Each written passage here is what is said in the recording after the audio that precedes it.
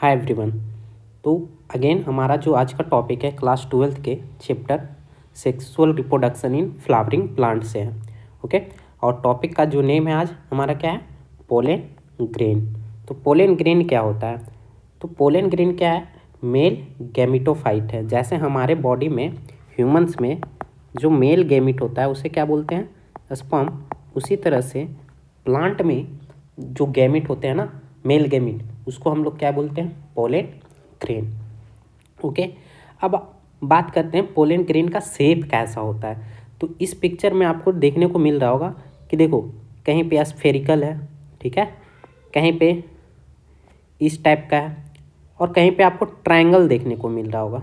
ये देखो triangle shape का, और कहीं पे काफ़ी स्मॉल सर्कुलर है, यहाँ पे स्पाइक है, इस वाले सर्कुलर में स्पाइक नहीं है।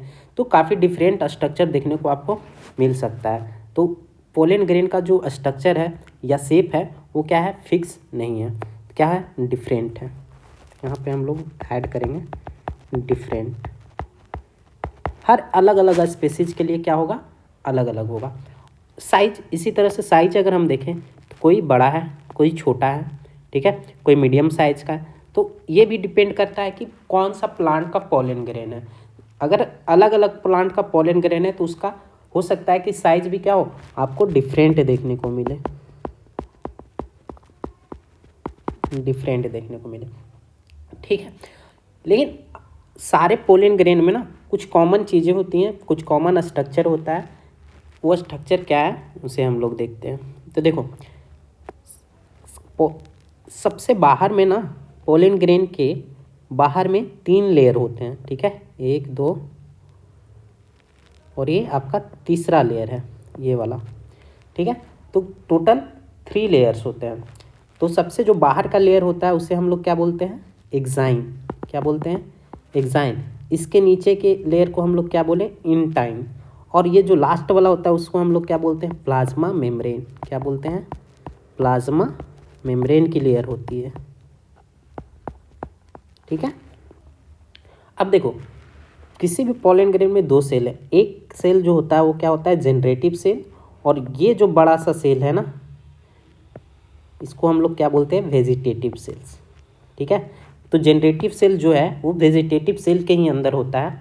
उसका वो सेल फ्लोट करता है वेजिटेटिव जो सेल है उसके साइटोप्लाज्म में, ठीक है। और एक्साइन के पास एक गैप होता है, उस गैप को हम लोग क्या बोलते हैं? जर्म पोर, ठीक है। इसी को हम लोग डिटेल में देखते हैं। तो देखो, तो हमारा जो पोलन ग्रेन है वो कितने क्या चीज़ से बना है? तो पहले हम लोग देखें लेयर, कितने लेयर से बना है? 3 लेयर। पहला लेयर क्या है? एक्साइन। क्या है? Outermost layer made up of sporopollenin. देखो, स्पोरोलिन एक ऑर्गेनिक केमिकल ऑर्गेनिक मॉलिक्यूल्स है जो सबसे हार्ड है अर्थ पे ना, अर्थ पे most hard and resistance substance है। इस पे ना एंजाइम काम करेगा,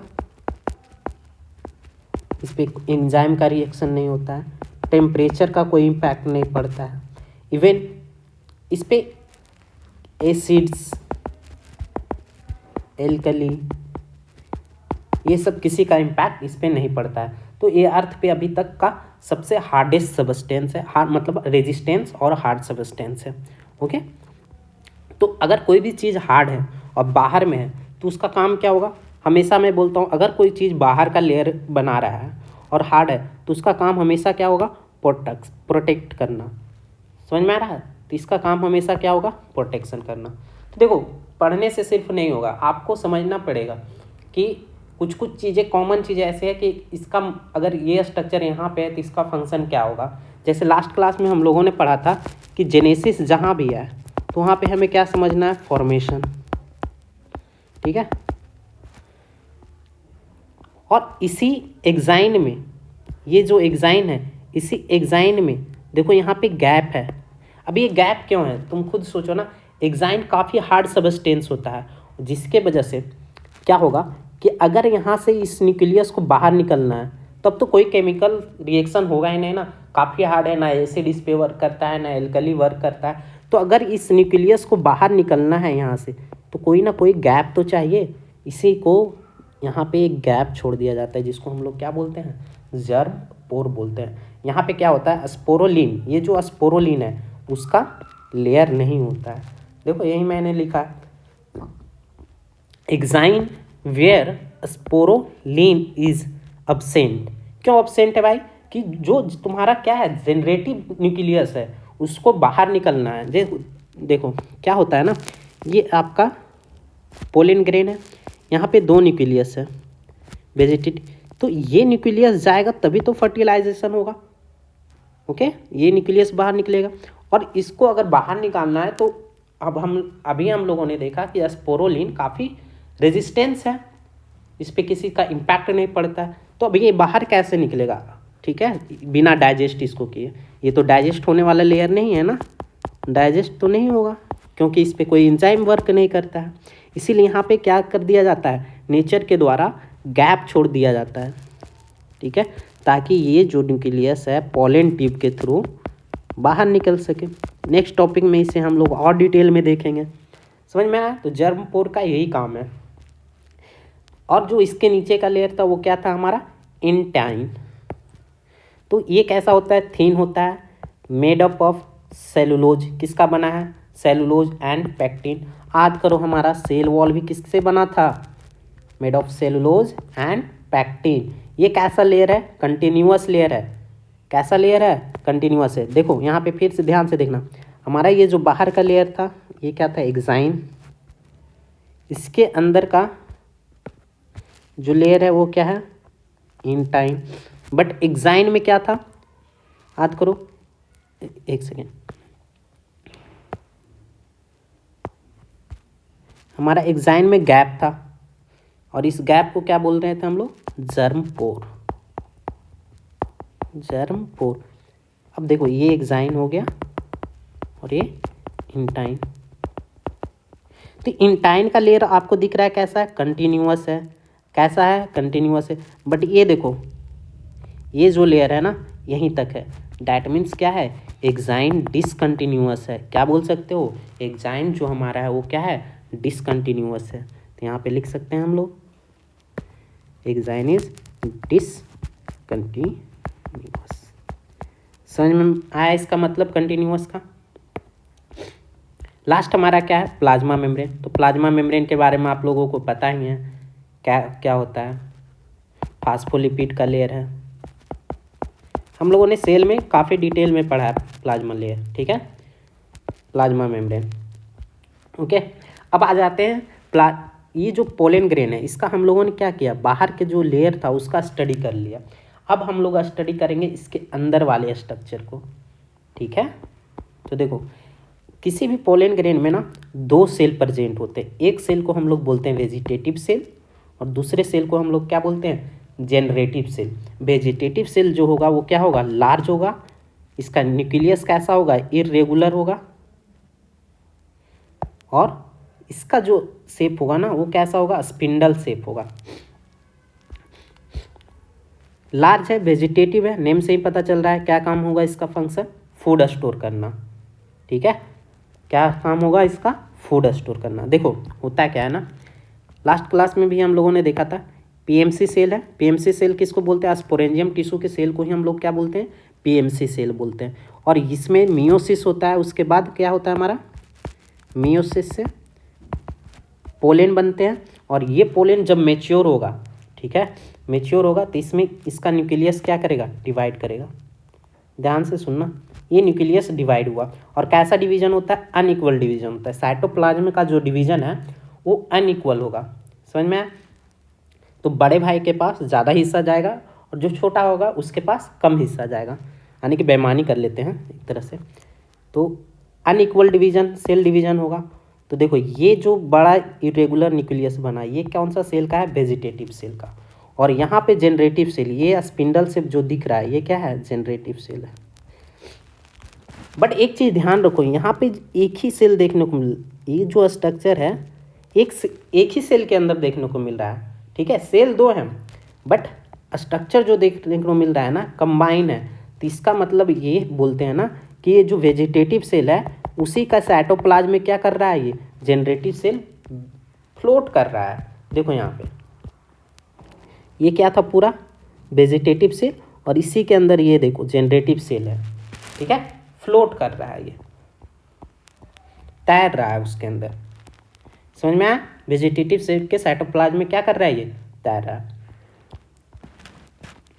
तो यहाँ से याद रखना कि पोलन मदर सेल्स में मियोसिस हुआ, पोलन ग्रेन बना, फिर क्या होगा, मैच्योर होगा, पोलन ग्रेन धीरे धीरे बड़ा होगा, इसके अंदर न्यूक्लियस डिवीजन होगा, किसके थ्रू, माइटोसिस के थ्रू। और जैसे ही न्यूक्लियस डिवीजन होगा तो एक वेजिटेटिव सेल बनेंगे और दूसरा जनरेटिव सेल बनेगा। यहाँ पे क्या होगा, इसका जेनेटिक मटेरियल आप हमें कमेंट बॉक्स में ज़रूर बताना कि वेजिटेटिव सेल और जनरेटिव सेल का जो डीएनए क्वांटिटी होता है 2n सेल है या n सेल है, आपको हमें बताना है, ठीक है।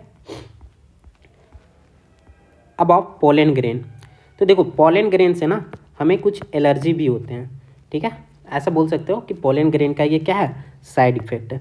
तो pollen grain of many species, सभी का नहीं, many species cause severe allergy and bronchial disorder. क्या एग्जाम्पल में कौन सा डिसऑर्डर आपसे पूछेगा, अस्थमा, ब्रोंकाइटिस, ठीक है। तो एक होता है कैरेट ग्रास, इसको क्या बोलते हैं हम लोग, कैरेट ग्रास।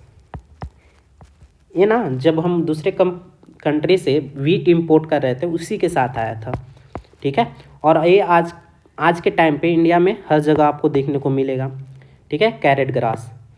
तो ये भी क्या करता है, एलर्जी, इसी को हम लोग क्या बोलते हैं, पार्थेनियम, कॉज पोलन एलर्जी। तो कोई स्पेसीज अगर पूछ दे कि कौन सा है तो कैरेट ग्रास एनसीईआरटी में हमारा दिया हुआ है।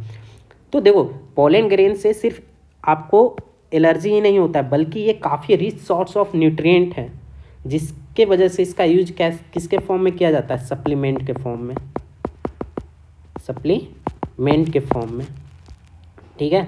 और अगर रिच इन न्यूट्रिएंट है कोई भी चीज़ तो आपको क्या प्रोवाइड करेगा, एनर्जी। अरे वो टैबलेट खाते हो ना, मल्टीविटामिन, मल्टीविटामिन, ये सब क्या है, रिच सोर्स ऑफ न्यूट्रिएंट का है। तो ये आपको क्या करेगा, बॉडी में एनर्जी प्रोवाइड करेगा, आपके परफॉर्मेंस को बेटर करेगा। तो यही है कि increase performance of athletes and horse and athlete के परफॉर्मेंस को क्या कर देता है, ऐसा माना जाता है कि इंक्रीज करता है, कोई प्रूफ अभी तक नहीं है, बट हाँ ये क्या होते हैं, रिच सोर्स इन न्यूट्रिएंट होते हैं, ठीक है। नेक्स्ट हमारा जो है वो क्या है, पोलन वायबिलिटी। तो देखो इन सिंपल वर्ड क्या है ना कि पोलन ग्रेन के पास कब तक का कैपेसिटी है कि वो रिप्रोड्यूस कर सके, यानी फर्टिलाइजेशन कर सके, ठीक है। एक कोई टाइम पीरियड है कि ये हेल्दी तब तक रहेगा, इसके बाद ये क्या होगा, इसके अंदर का जो कैपेसिटी है फर्टिलाइजेशन का वो क्या कर जाएगा, लॉस कर जाएगा, ठीक है। तो ये कब तक पोलन ग्रेन फर्टिलाइज कर सकता है, उसी को हम लोग क्या बोलते हैं, पोलन वायबिलिटी, ठीक है। तो इसका अगर पूछ देना तो ये क्या हो जाएगा, हाउ लॉन्ग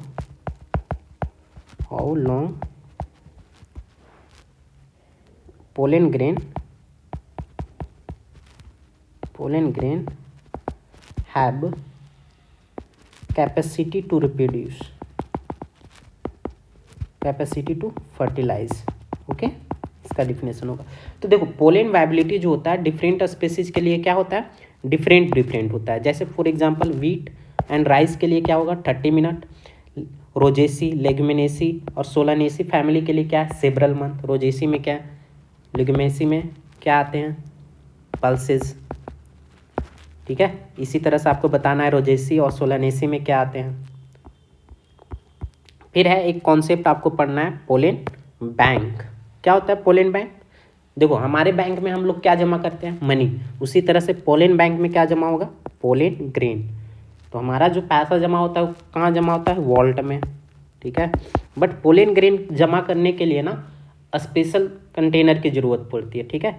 उसमें क्या होता है, लिक्विड नाइट्रोजन फिल होता है और उसका टेम्परेचर क्या होता है, -196 डिग्री। तो पोलन ग्रेन को क्वेश्चन आएगा कि पोलन ग्रेन को प्रिजर्व करने के लिए, ठीक है, पोलन ग्रेन को प्रिजर्व करने के लिए किस लिक्विड का, किस केमिकल का यूज किया जाता है। तो आंसर होगा तुम्हारा क्या, लिक्विड नाइट्रोजन।